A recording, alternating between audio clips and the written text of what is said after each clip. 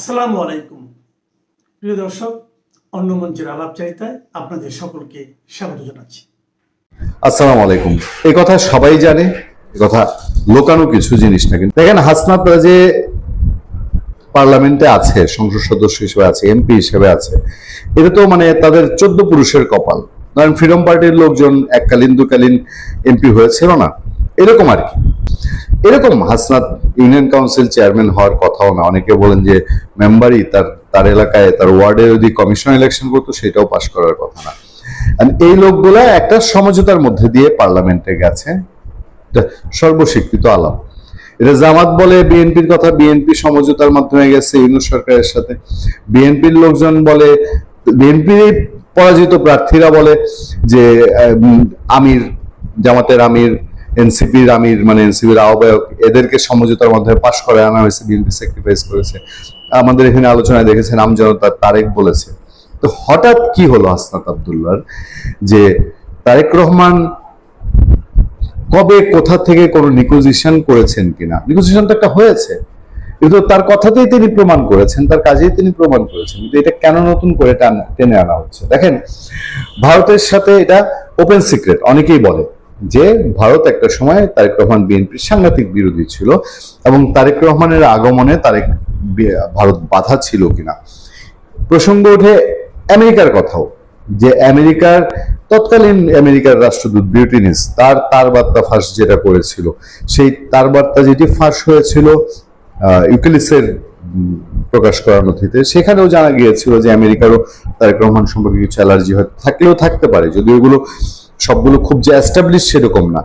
কিন্তু ভারতের ক্ষেত্রে ছিল যে ভারত নানান ইস্যুতে, সেটা 10 টাকা অস্ত্র বলেন বা 7 সিস্টার বলেন, ইস্যুতে তাদের কিছু অ্যালার্জি থাকতে পারে, এরকম ওপেন সিক্রেট অনেক কিছু আলাপ হতো। কিন্তু তারেক রহমান যখন ঘোষণা করেছিলেন যে 25শে ডিসেম্বর তিনি দেশে ফিরছেন, আমরা সেদিন রাতে যে আলোচনাটা করেছিলাম সেখানে তো আমরা হেডলাইন করে বলেছিলাম এই অ্যালার্জি গুলো বা এই প্রবলেম গুলো ভারত বা আমেরিকার যদি অতীতে থেকেও থাকে, সেটার কি তাহলে সমাধান হয়ে গেছে কিনা? যদি থেকে থাকে তাহলে নিশ্চিতভাবে এগুলো ক্লিয়ার হয়ে গেছে এবং রাজনীতিতে বহু পরিবর্তন হয়।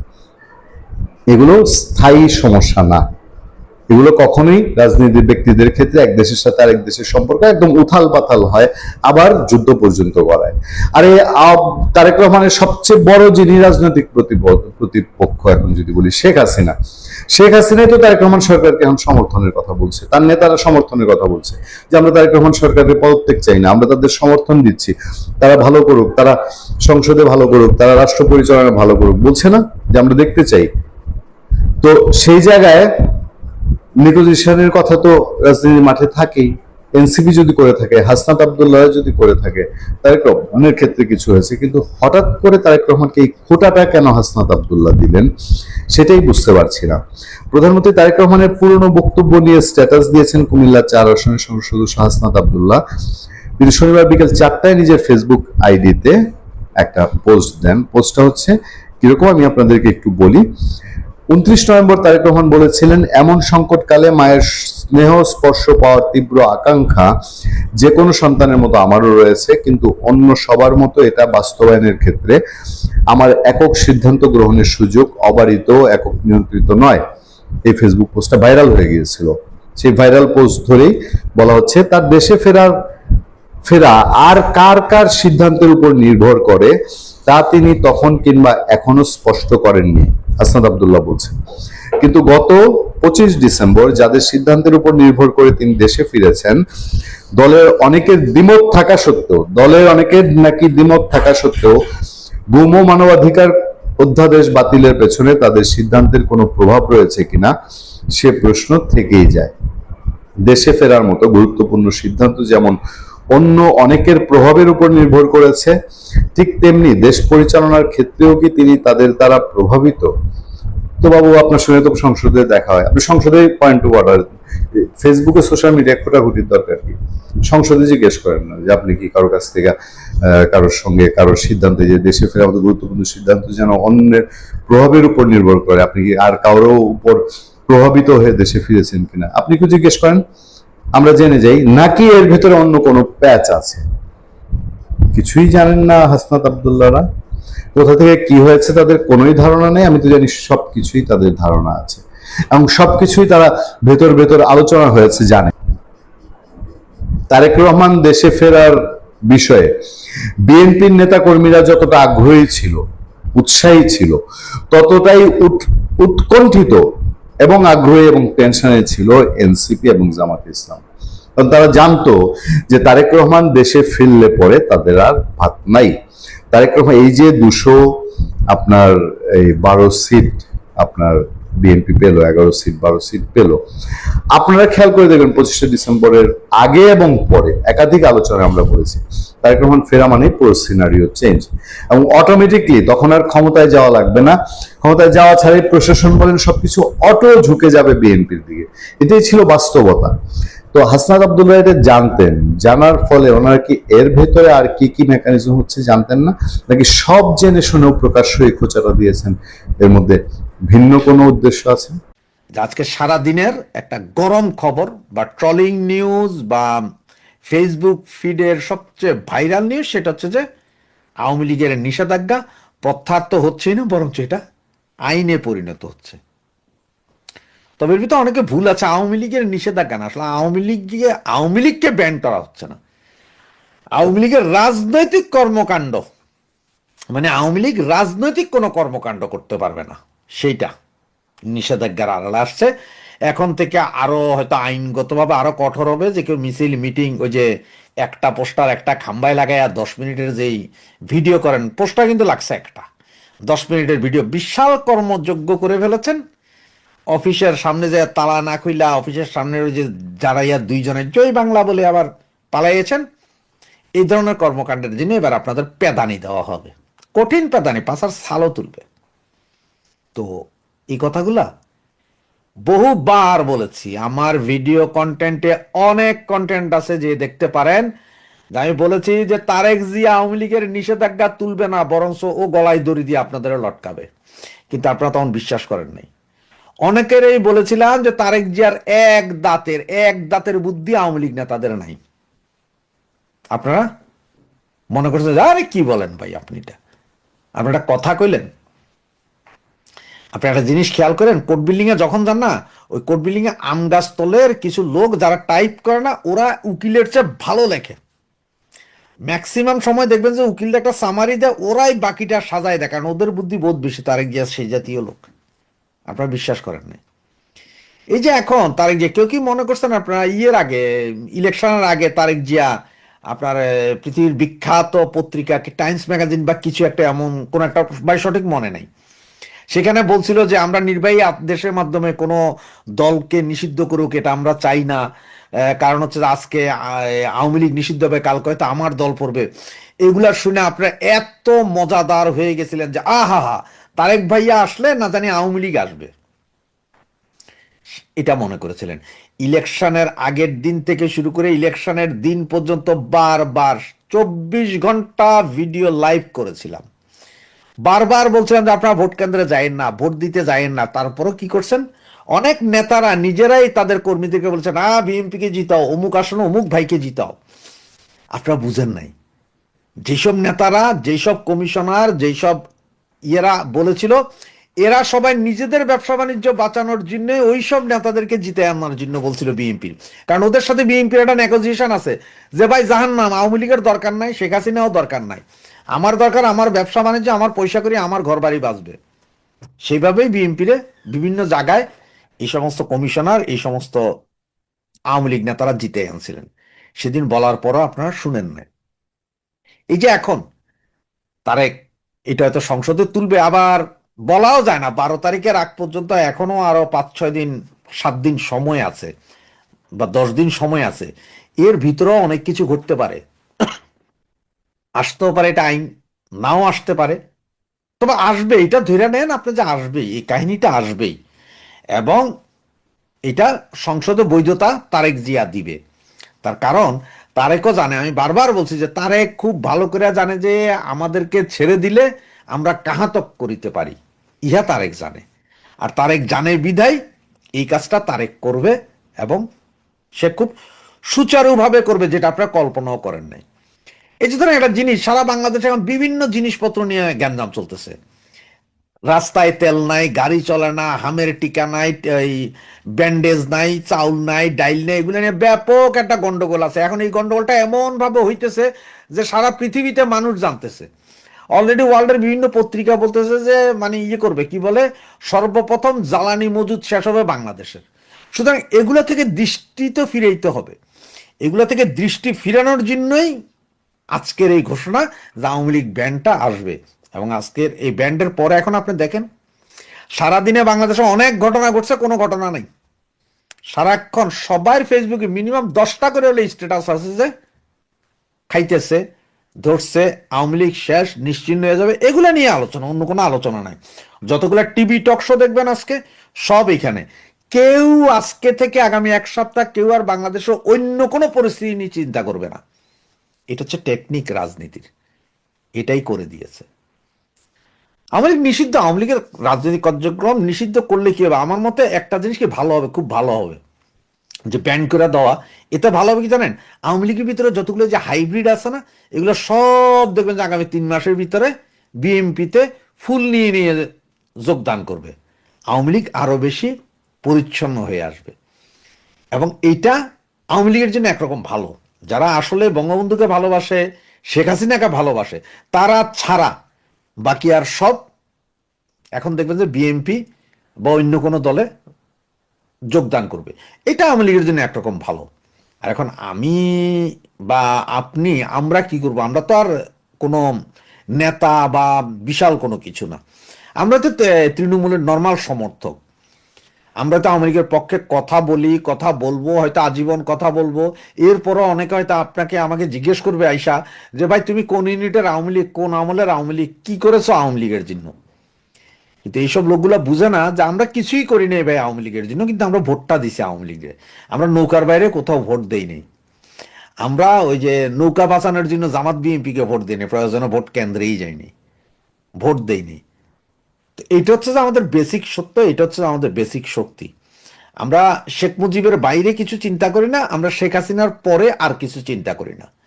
আমাদের কোনো মামা গ্রুপের দরকার নাই, ভাগ্নি গ্রুপেরও দরকার নাই। আমরাই শেখ হাসিনা, শেখ হাসিনাই আমাদের নেতা। এর বাইরে আমাদের কোনো চিন্তা নাই। বাংলাদেশের কোনো নেতারে, কোনো নেতাকে গুনার টাইম নেই। ওই যে একটা কথা বলে না যে আপনি যখন ওই যে কোনো নিষিদ্ধ পল্লীতে যাবেন তখন আপনি জানেন না যে কার এইডস আছে আর নাই, যার কারণে আপনি তাদের সাথে ওই শারীরিক সম্পর্কের প্রোটেকশন নেই, যে মানে কন্ডম নেয় বা এইরকম নেই। বাংলাদেশের কোনো নেতারে প্রোটেকশন তো দূরের কথা, কম্বল না, যদি বলে বস্তা দিয়েও বাইন্ধা দেন তাও টাইম নেই। শেখ হাসিনার বাইরে আর কারোর জন্য কোনো টাইম নেই, কোনো ইয়েও নেই, কোনো নেতাও মানে না, কারোর মানে না, শেখ হাসিনা মানি। এরপর আর কি হবে? সুতরাং যেই কথাটাই বলছে যে নিষেধাজ্ঞা, এটা আমি বারবার আগেও বলছিলাম, এখনো বলি, তারেক এটা করবে, এটা জানা ছিল, এটা জানা ছিল যে তারেক এটা করবে। এর বাইরে তারেক যাবে না, কারণ তারেকের অভিজ্ঞতা আছে 96 সালের 15 ফেব্রুয়ারি ইলেকশনের পরে কিভাবে আওয়ামী লীগ খালেদা জিয়াকে ফেলে দিয়েছিল, 2006 কিভাবে লগি বইটা দিয়া আপনার তারেককে বা তারেকের পুরা ফ্যামিলি খালেদা জিয়াকে ফেলে দেওয়া হয়েছিল, এগুলো তারেক জানে, যার কারণেই তারেক এটা করবে। এখন আবার আপনারা হঠাৎ করে চিনেন লগি বইটা জোগাড় করো, তারেককে সায়স্তা করে, এটা ছিলেন না, কারণ এখন আর লগি বইটার যুগ নাই, এখন আছে স্নাইপার রাইফেলের যুগ। এখন 1,500 মিটার দূর থেকে কিভাবে ফেলে সেই যুগ। এখন 2000-3000 মিটার দূর থেকে কিভাবে ফেলে দিতে হয়, ওই যে 24শে আগস্ট, এই 24শে আগস্ট বলছি, জুলাই আগস্টে সে গণ আন্দোলন দেখছেন তো, 1000 মিটার, 1500, 3000 মিটার দূর থেকে কিভাবে ফেলে দিছে। এখন স্নাইপারের যুগ, এখন ওগুলার যুগ, লগি বইটার এখন আর যুগ নাই। কেউ যদি স্বপ্ন দেখেন যে লগি বইটা দিয়ে হবে, না না না, সবসময় মডার্ন হয়, সব কিছুতে মডার্নিজম আসে। যেমন একসময় 91-96 সেই ইয়ে চিন্তা করতে পারেন, এরপর 2001 পর্যন্ত, 96-2001 পর্যন্ত এটা চিন্তা করতে পারেন, 2001-এর পরের অ্যাকশনটা চিন্তা করতে পারেন, 2008-এর পরের অ্যাকশনটা চিন্তা করতে পারেন। এক এক সময় এটার মাত্রা হেভি হয়েছে। এক সময় বাটন ফোন ব্যবহার করতেন, এখন আপনারা আইফোন ব্যবহার করেন। সুতরাং ওই যে যদি মনে করেন যে সে বাটন ফোনের মতন আমরা রিমোট চেপ দিব আর সব হয়ে যাবে, সেটা না। এখন আরো উন্নত হইতে হবে, লগি বইটা দেওয়া হবে না, এখন লাগবে অন্য জিনিস। এবং সেটা কিভাবে কি করবে সময় হয়তো বলে দিবে, সময়। সুতরাং এই মুহূর্তে আমি একটা কথাই বলবো, এখনো সময় আছে, ঐক্যের দরকার প্রচন্ড, সবার সাথে সবার ঐক্যের দরকার, গুতাগুতি বাদ দিয়ে ঐক্যের দরকার। ঐক্য হলে তবে হ্যাঁ, দুষ্কৃতকারীরা যাতে আপনার আশপাশে ভিড়তে না পারে, আপনার যারা ওই যে রিফাইন্ড আওয়ামী লীগের কথা বলে তারা যাতে আপনার কাছে ভিড়তে না পারে। রিফাইন্ড আওয়ামী লীগ ল্যাংটা করে দেন, কোনো সমস্যা নেই, ওদের সাথে গ্রুপিংও কি আর নন গ্রুপিংও কি, সব একই, ওদেরও বাদ দেন। হ্যাঁ, তবে যারা জননেত্রী শেখ হাসিনাকে মানেন তারা ছাড়া বাকি সব বয়কট করেন। জয় বাংলা, জয় বঙ্গবন্ধু। গত 28শে জানুয়ারি বর্তমান প্রধানমন্ত্রী তারেক রহমানের একটি সাক্ষাৎকার ছাপা হয় বিখ্যাত টাইম ম্যাগাজিনে। সেখানে তিনি বলেছিলেন নীতিগতভাবে কোনো দল নিষিদ্ধ করার পক্ষে তিনি নন। টাইম ম্যাগাজিনকে তিনি বলেছিলেন, আজ যদি একটি দল নিষিদ্ধ করা হয় তবে কাল আমার দলও নিষিদ্ধ হবে না, তার নিশ্চয়তা কি? সেই নিশ্চয়তা কি তারেক রহমান পেয়ে গেছেন, নাকি তার সেই সংখ্যা কেটে গেছে? এমন প্রশ্ন উঠেছে কারণ বাংলাদেশের গণমাধ্যমের খবর হলো মোহাম্মদ ইউনূস তার কিংস পার্টিকে খুশি করার জন্য রাজনৈতিক দল নিষিদ্ধের বিধান যুক্ত করে সন্ত্রাস দমন আইনের সংশোধনী এনে যে অধ্যাদেশ জারি করেছিলেন, সেই সমালোচিত ও নিন্দিত অধ্যাদেশটি পাশ করার জন্য সংসদের কাছে সুপারিশ করেছে সরকারি দল বিএনপি। যদি সেই সংখ্যা না কাটে তাহলে মাত্র 2 মাসের ব্যবধানে তারেক রহমানের ঘুরে যাওয়ার পেছনে, মানে অধ্যাদেশটি আইনের রূপ দেওয়ার পেছনে কি অন্য কোনো রহস্য আছে? প্রশ্ন হলো, ভোটের আগে সরকার আইনমন্ত্রী, স্বরাষ্ট্রমন্ত্রী, এমনকি প্রধানমন্ত্রী যারা দল নিষিদ্ধের পক্ষে মত দিয়েছিলেন, যে দলটি আওয়ামী লীগের ভোটারদের কাছে ভোট চাইতে গিয়ে মুখে ফেনা তুলে ফেলেছিল, তারা কেন এখন নির্বাহী আদেশে দল নিষিদ্ধের অধ্যাদেশকে আইনে পরিণত করতে চাইছে, যেখানে অধ্যাদেশটি করাই হয়েছিল আওয়ামী লীগকে দমিয়ে রাখতে? বিশ্লেষকরা মনে করেন স্থানীয় সরকার নির্বাচন সহ ভবিষ্যতে অনেক নির্বাচন হবে, তার আগে আওয়ামী লীগকে কেন্দ্র করে বিএনপি এমন সিদ্ধান্ত নিতে যাচ্ছে কেন, যেখানে তারা মাত্র 1.5 মাস আগেই আওয়ামী লীগের ভোটের জন্য মরিয়া হয়ে উঠেছিল। আবার নির্বাচনের আগে শক্তিশালী দেশ ও আন্তর্জাতিক সংস্থাগুলোর পক্ষ থেকে দল নিষিদ্ধের এমন বিধানের বিরোধিতা করা হয়েছিল। বিশেষ করে ভারত, জাতিসংঘ, কমনওয়েলথের পক্ষ থেকে ব্যাপক উদ্বেগ জানানো হয়েছিল। 3 দিন পরেই ভারত সফরে যাচ্ছেন বাংলাদেশের পররাষ্ট্রমন্ত্রী। তার ঠিক আগে এমন খবর কি বার্তা দিচ্ছে? আবার ঢাকার রাজপথ থেকে শুরু করে বিদেশের কূটনৈতিক পাড়া সবখানি এখন একটাই প্রশ্ন, এই নিষিদ্ধের রাজনীতি কি বাংলাদেশে দীর্ঘস্থায়ী শান্তি আনবে, নাকি এটি এক নতুন প্রতিহিংসার চক্রের সূচনা মাত্র? মোহাম্মদ ইউনূস তার মিত্রদের দিয়ে যমুনার সামনে আন্দোলনের আয়োজন করেছিলেন আওয়ামী লীগকে নিষিদ্ধের দাবিতে, এমন অভিযোগ সামাজিক মাধ্যমে ভেসে বেড়ায়। গত বছরের 12ই মে অন্তর্বর্তী সরকার নির্বাহী আদেশে আওয়ামী লীগের কার্যক্রম নিষিদ্ধ করে। তার আগের দিন সন্ত্রাস দমন আইনটি সংশোধন করে।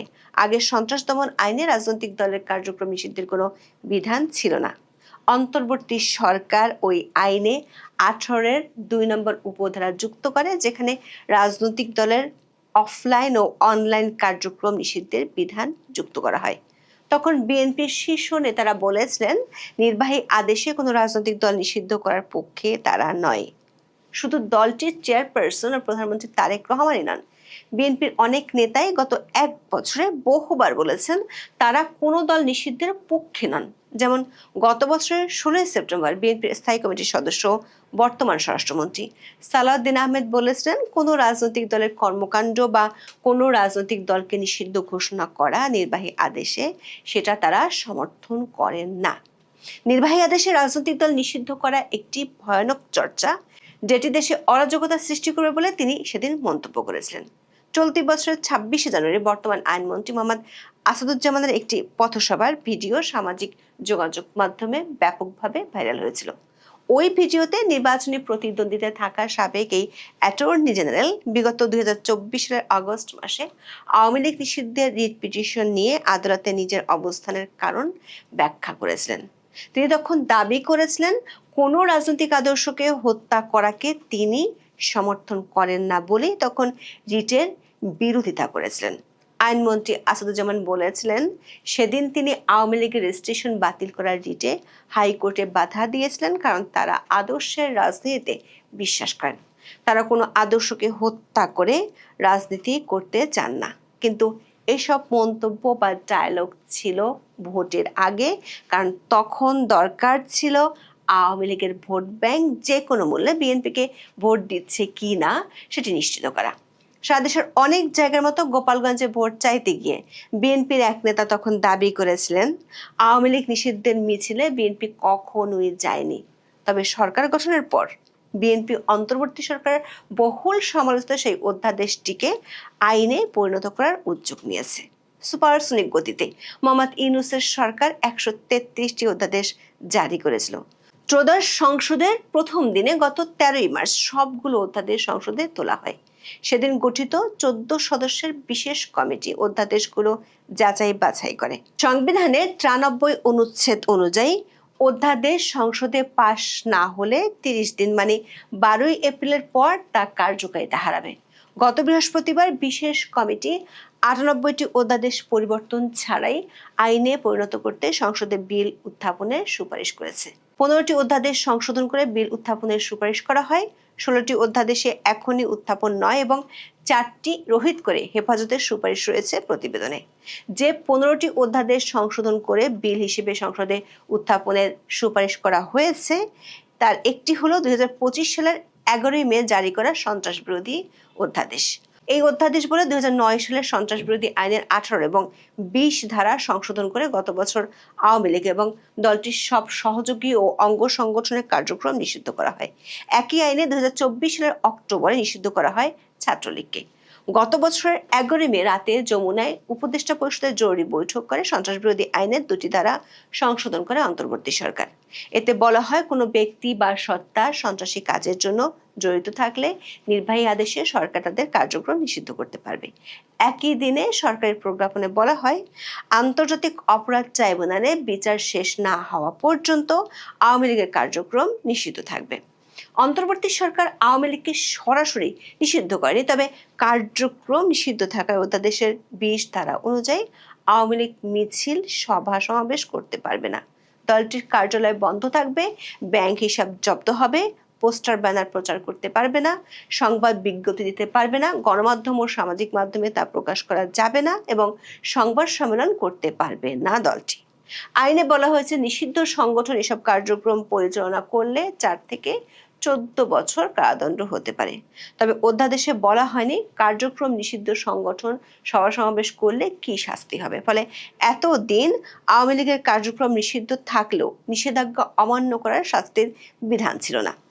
অন্তর্বর্তী সরকার অধ্যাদেশগুলোর বিষয়ে মন্ত্রণালয়ের মতামত নিয়েছে সংসদের বিশেষ কমিটি। সন্ত্রাস বিরোধী অধ্যাদেশটি সংসদে পাশের সুপারিশ করেছে স্বরাষ্ট্র মন্ত্রণালয়। মন্ত্রণালয়ের মতামতে বলা হয়েছে, কার্যক্রম নিষিদ্ধ সত্তা কার্যক্রম পরিচালনা করলে সাজার বিধান নেই অধ্যাদেশে। সাজার বিধান যুক্ত করা যেতে পারে। অবশ্য কী ধরনের সাজার বিধান যুক্ত করা হবে এ বিষয়ে স্বরাষ্ট্রমন্ত্রী সালাউদ্দিন আহমেদের বক্তব্য জানতে পারেনি গণমাধ্যমগুলো। দৈনিক সমকালের খবরে বলা হয়েছে, নিষিদ্ধ সংগঠনের জন্য আইনের 16 ধারায় যেসব সাজার বিধান রয়েছে সেগুলি প্রযোজ্য হবে কার্যক্রম নিষিদ্ধ সংগঠনের জন্য। দর্শক খেয়াল করে দেখুন, গত বছরের 16ই সেপ্টেম্বর সালাউদ্দিন আহমেদ বলেছিলেন, দল নিষিদ্ধের রাজনীতি দেশে অরাজক পরিস্থিতি সৃষ্টি করবে। প্রশ্ন হলো, কেন বিএনপি এমন ইউটার্ন নিতে যাচ্ছে, বিশেষ করে বৈশ্বিক রাজনীতির এক জটিল সময়কালে, যেখানে এভাবে দল নিষিদ্ধের বিরুদ্ধে শক্তিশালী দেশ ও সংস্থাগুলো তাদের অবস্থানের কথা আগেই জানিয়েছিল। যুক্তরাষ্ট্র, ভারত, ইউরোপীয় ইউনিয়ন, কমনওয়েলথ এবং জাতিসংঘ সবাই কোনো রাজনৈতিক দলকে পুরোপুরি নিষিদ্ধ করার বিপক্ষে তাদের অবস্থান স্পষ্ট করেছে। জাতিসংঘের মানবাধিকার কমিশন থেকে পাঠানো এক চিঠিতে স্পষ্ট করে বলা হয়েছিল, কোনো রাজনৈতিক দলকে নিষিদ্ধ করা হচ্ছে মত প্রকাশের স্বাধীনতা এবং সংগঠনের অধিকারের উপর সবচেয়ে বড় আঘাত। জাতিসংঘ বারবার মনে করিয়ে দিয়েছে, সন্ত্রাস দমন আইনকে রাজনৈতিক প্রতিপক্ষ দমনের হাতিয়ার হিসেবে ব্যবহার করা আন্তর্জাতিক আইনের পরিপন্থী। যুক্তরাষ্ট্রের আইন প্রণেতারা এবং পররাষ্ট্র দপ্তর একাধিকবার বলেছে, দল নিষিদ্ধ করার পরিবর্তে কেবল অপরাধে লিপ্ত ব্যক্তিদের বিচার হওয়া উচিত। আন্তর্জাতিক সম্প্রদায়ের এই অসম্মতি সত্ত্বেও বিএনপি কেন এই পথে হাঁটছে? আবার মাত্র 3 দিন পর ভারতে যাচ্ছেন বাংলাদেশের পররাষ্ট্রমন্ত্রী খলিলুর রহমান। ভারতই প্রথম দেশ যারা আওয়ামী লীগের কার্যক্রম নিষিদ্ধের পর আনুষ্ঠানিকভাবে উদ্বেগ জানিয়েছিল। এই সফরের ঠিক আগে আওয়ামী লীগকে নিষিদ্ধের অধ্যাদেশ সংসদে তোলার সুপারিশ করার খবরটি অত্যন্ত তাৎপর্যপূর্ণ।